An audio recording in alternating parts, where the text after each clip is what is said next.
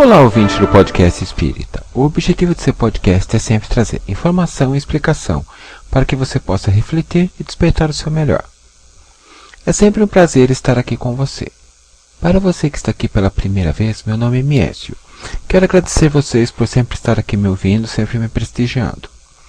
Todos os podcasts estão disponíveis no site www.institutochicoxavier.com, na seção podcast.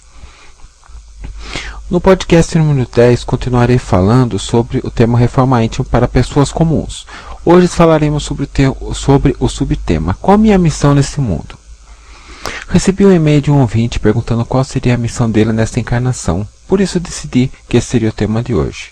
Cada um tem algo particular a ser realizado, pois todos nós trazemos ao longo de nossas existências as nossas imperfeições que são peculiares a cada ser e que devem ser corrigidas.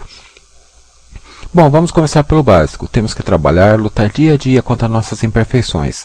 A doutrina espírita e Jesus são as melhores fontes para isso.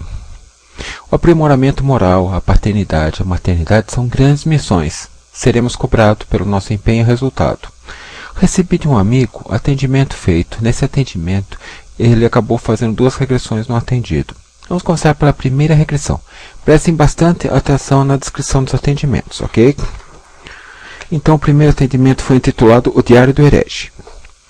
O atendido, em uma vida passada, foi forçado por sua família a entrar para o monastério, apesar de seus protestos e de não ter nenhuma vocação para a vida monástica. Como não gostava daquela vida, inclusive porque não acreditava nos dogmas que lhe eram passados, ele vivia muito descontente naquele local. O jovem, um noviço ainda, se refugiava frequentemente numa torre mais afastada no monastério e se punha a escrever uma espécie de diário, um livro de anotações, seus pensamentos e ideias.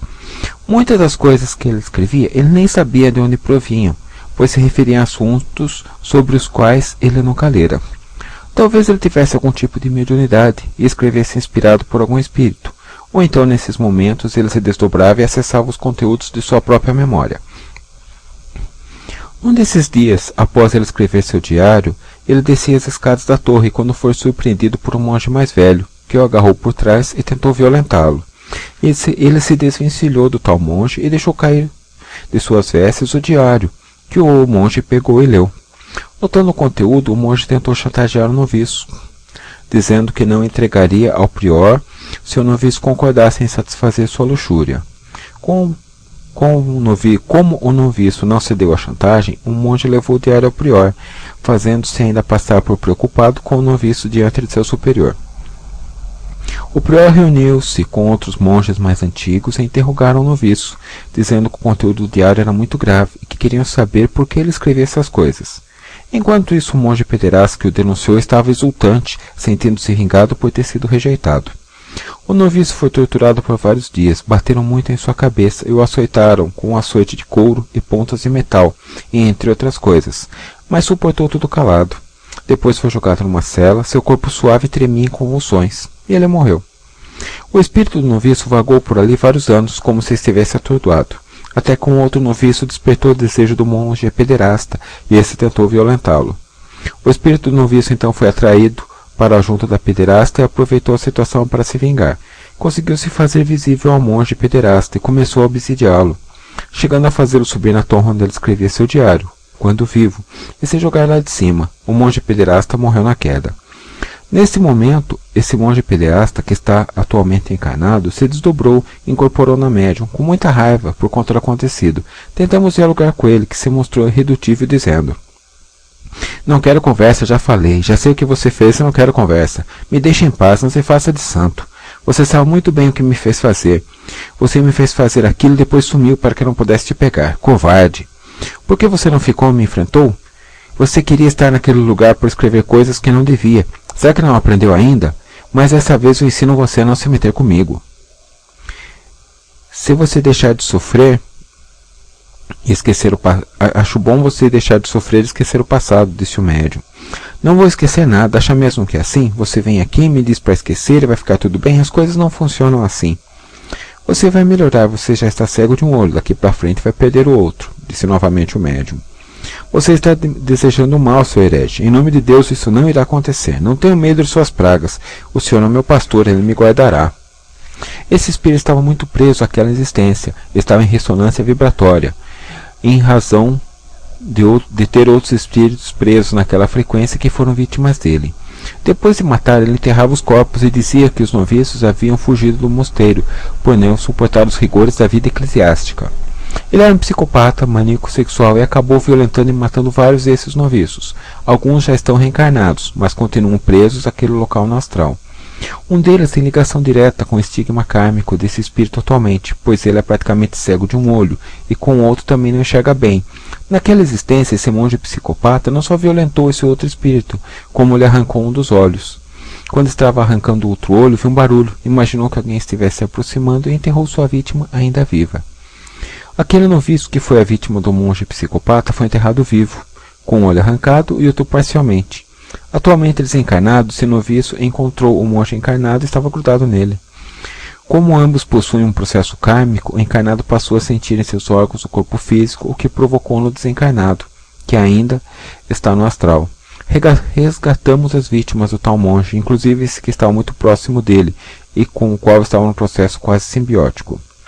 O consulente, o noviço cujo hábito de escrever levou à morte por heresia, neste caso, não estava com nenhum problema, e serviu apenas de ponte para resgatarmos espíritos presos naquela frequência, principalmente o noviço que teve os olhos arrancados, e que vai beneficiar também o monge psicopata que está encarnado. Depois de terminar o atendimento, porém vimos que tal monge psicopata estava desdobrado em outra frequência. Queremos relatar na próxima história. A próxima história, o próximo atendimento, se chama O Cientista Nazista.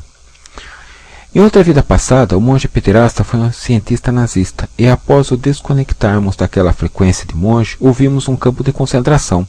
Ele fazia experiência com olhos das pessoas. Ele matou muitas pessoas em seus experimentos.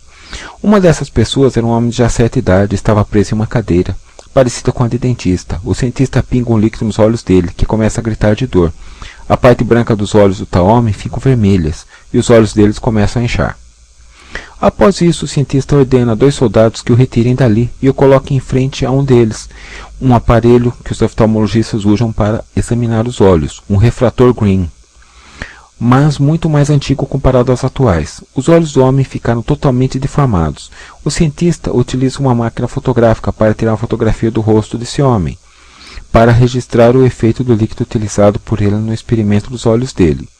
Depois ele ainda fez algumas anotações sobre o experimento e pediu aos soldados que levassem o homem embora e lhe trouxessem uma mulher e uma criança.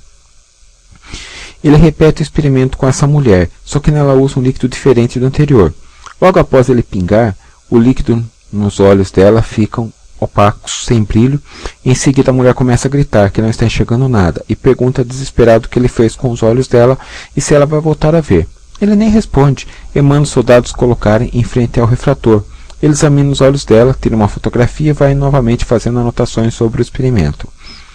A mulher é levada pelos soldados e ele vai agora utilizar uma criança no experimento. O líquido que ele vai testar na criança é mais escuro para manuseá-lo. O cientista nazista coloca uma luva bem grossa. A criança, apavorada e chorando muito, é presa na cadeira e amordaçada. Logo que o cientista pinga o líquido num dos olhos da criança, ela desfalece. O cientista levanta a pálpebra dela para examinar o olho, e ele parece que derreteu, o que o deixa muito irritado porque ele esperava outra reação. Ele ordena aos soldados que descartem aquele corpo e diz friamente: esse aí está perdido. Um dos soldados pega o corpo desfalecido da criança e leva para outro local, onde há uma pilha de corpos mortos amontoados, e joga a criança ali. Esses corpos amontoados serão incinerados. Isso ocorreu na vida passada do nosso velho monge pederasta, após a vida que ele era monge. Mas ainda se desdobra e vai para um grupo de concentração no astral e repete lá suas experiências, em função do processo de resgate kármico pelo qual ele está passando. Aquela criança e a mulher que ele mutilou e matou em suas experiências são hoje sua filha e esposa na encarnação atual. Nos desdobramos e invadimos o campo de concentração no astral, onde além desse cientista que está encarnado e atuava ali em desdobramento inconsciente, havia vários outros espíritos, alguns outros como ele, encarnados, desdobrados, e vários desencarnados, principalmente os soldados. Me aproximei da sala onde ele fazia experimentos com alguns espíritos, que eles se assustaram, tanto o cientista quanto suas cobaias, mas prendemos os soldados e cientistas, que já tentavam fugir por uma porta lateral. Ordenamos aos cientistas que esqueça desse lugar e não busque nenhum outro semelhante, porque vamos destruir esse lugar e ele não vai mais poder voltar ali. Ele fica muito irritado com isso, porque na mente dele acredita que vai conseguir descobrir uma cura para o problema da visão que tem no seu corpo físico atual. Mas irritado ou não, apagamos sua mente, ele começa a ficar sonolento e encaminhamos de volta ao corpo físico. Nesse campo de concentração, havia muitos outros espíritos presos em jaulas, que foram libertados, e também resgatados espíritos que estavam todos amontoados, aguardando a incineração. A maioria era de espíritos encarnados que não conseguiram ainda superar aquele episódio trágico, em função dos sentimentos negativos de ódio e raiva contra seus algozes. A criança estava ali desdobrada naquela pilha de corpos e foi encaminhada separadamente para o seu corpo físico. Mas sabemos que nesses casos geralmente há um comandante que é desencarnado e saímos em busca dele. Logo o encontramos em outra sala. Ao nosso ver, ele se assusta e tenta acionar um alarme, mas o paralisamos e prendemos, sem lhe dar conversa. Os guardiões chegam para levá-lo e também para levar os espíritos resgatados. O campo de concentração foi incinerado numa grande explosão e desaparece. Esse caso é interessante porque está bem visível a questão kármica, de ação e reação, e demonstra como é comum que nossos familiares mais próximos representem nosso maior resgate kármico em nossa encarnação.